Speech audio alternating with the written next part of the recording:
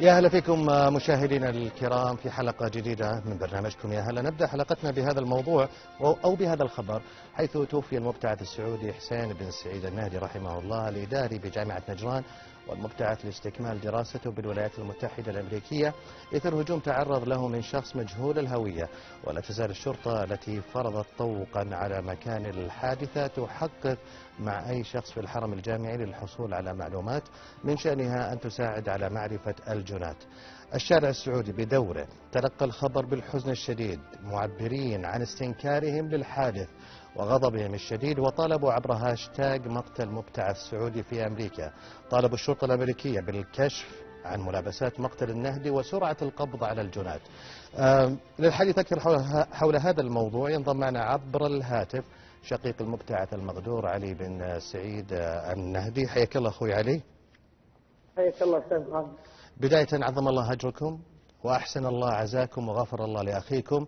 يعني لو تحدثنا كيف تلقيتم الخبر لأول مرة من الجهة اللي تواصلت معكم وزودتكم يعني بالتفاصيل. البقاء لله عز وجل، الله يجزاك خير والعافية. وفي البداية تلقينا الخبر من أحد طلاب المبتعثين، إيه؟ شخص عبد الرحمن القاضي، رئيس النادي الطلاب في جامعة ستاوت في نفس الجامعة التي يدرس فيها الأخ حسين رحمه الله. تلقينا الخبر طبعا بعد ما يقارب 35 ساعة من وجوده في المستشفى. تلقينا الخبر أثناء ما يكون العملية، سووا له العملية وبلغونا أنه توفي دماغيا. الله يرحمه الله يرحمه. في غضون تقريبا 45 دقيقة أخبرونا أنه توفي دماغيا والقلب لا زال ينبض. والقلب يعني لا زال ينبض على تنفس صناعي. بعد ما يقارب 40 دقيقة أخبرونا بوفاته رسميا. الله يغفر له ويرحمه. لكن هل تم التواصل معكم من قبل السفارة والملحقية؟ تأكدتم، عرفتم تفاصيل أكثر عن الحادثة؟ أبدا، للأمانة هذا ما يحزننا صراحة. إلى الآن ما يقارب 72 ساعة على الحادثة كاملة لم يتواصل معنا أحد من السفارة، ولا نعرف الآن، لا يوجد شيء رسمي عن حقيقة مقتل الأخ حسين. هذا شيء يعني يحز في خواطرنا. ولكن الشباب المبتعثين هناك، الأستاذ عبد الرحمن القاضي له جهود صراحة، وما قصر معنا، هو اللي كان يواصلنا بعض الأمور. وأيضا السفارة حتى الأستاذ عبد الرحمن لم يتعامل معه بالشكل الإيجابي. طيب، تم يعني اللي أخبروكم، تم تزويدكم مثلا بتفاصيل من اللي تهجم عليه؟ كيف كانت عملية الغدر والقتل؟ يعني أي شيء من التفاصيل اللي تفيد في معرفة المتسبب وراء هذه الجريمة؟ أبدا أبدا، لا يعرف من المتسبب في هذه الجريمة. أبدا، الظروف غامضة جدا ومفاجئة، وكانت فاجعة يعني لنا أول زملائه وأهل الحي.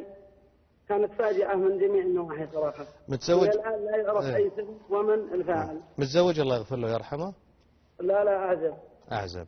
طيب، يعني برأيك أنت وش الأسباب طيب يمكن والدوافع اللي أدت إلى يعني لعملية الغدر هذه؟ هل كان يتواصل معاكم؟ هل كان يعني سبقا حكى لكم شيء مثلا من يعني أنه كان يتلقى شيء من التهديد؟ أي أمر قد يفيد في الموضوع؟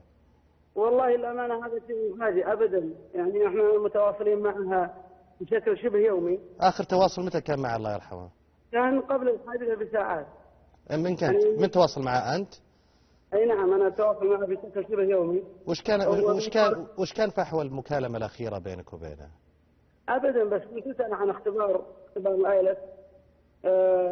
كان بيروح لمقر له اختبار في اليوم، وكان متفق معي انه يروح، وكنت يعني اوصيه واقول له شد حيلك من هذا الكلام. الوضع كان ايجابي يعني. ومن ناحيه انه اشتكى ابدا، يعني هو ساكن مع شباب امريكان، يعني بالعكس مكون علاقه جدا جميله. ساكن مع عائله كان؟ لا، مش مع عائله، مع زملاء له في الجامعه من الجنسيه الامريكيه. ايه. وكان يعني مرتاح لهم بشكل كبير، لدرجة إني أحيانا أتكلم معهم أسولف معهم، يعني الوضع كان إيجابي جدا ولا عمره يعني اشتكى من أي شيء، يعني الوضع كان مفاجئ من جميع النواحي صراحة. طيب الآن وش الخطوات اللي بتسوونها أنتم حتى يعني تتحقق العدالة؟ والله إحنا الآن هنا برقيات بصاحب لمقام خادم الحرمين الشريفين وولي العهد ولي العهد وأيضا وزير الخارجية، رفعنا لهم برقيات، وفي أمل إن شاء الله بإذن الله أنهم يقومون بالواجب. احنا لا نطالب بالكثير، يعني نطالب يعني كشف تفاصيل الواقعة والقدرة على الجناح وإداعة من العدالة. أيضا نريد تواصل مباشر مع السفارة السعودية في أمريكا. مو معقولة السفارة ما ردوا عليكم وتواصلوا معكم حتى الآن أو الملحقية؟ أبدا إلى الآن لم نتلقى أي اتصال رسمي، والوضع مثل ما ذكرت لك مع الأستاذ عبد الرحمن وهو شاب متطوع ليس إلا. طيب. أبدا إلى يومك هذا إلى ساعتك هذه لم نتلقى أي اتصال رسمي. طيب جثمانه الله يغفر له ويرحمه متى يصل ولا ما عندكم خبر بعد؟ والله إلى الآن الوضع مجهول. طيب. الوضع مجهول. طيب شكرا لك وأحسن الله عزاكم أخوي علي يعني في وفاة شقيقكم حسين، الله يغفر له ويرحمه ويتغمد روحه الجنة.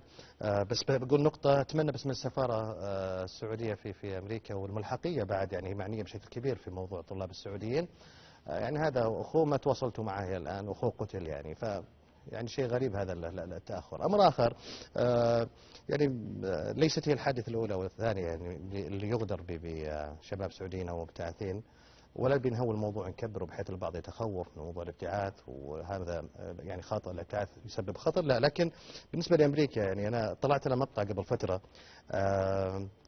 كان هذا رئيس لجامعة كاليفورنيا ويقول أنا مستعد لإعطاء دورات تدريبية في طريقة قتل المسلمين الأشرار.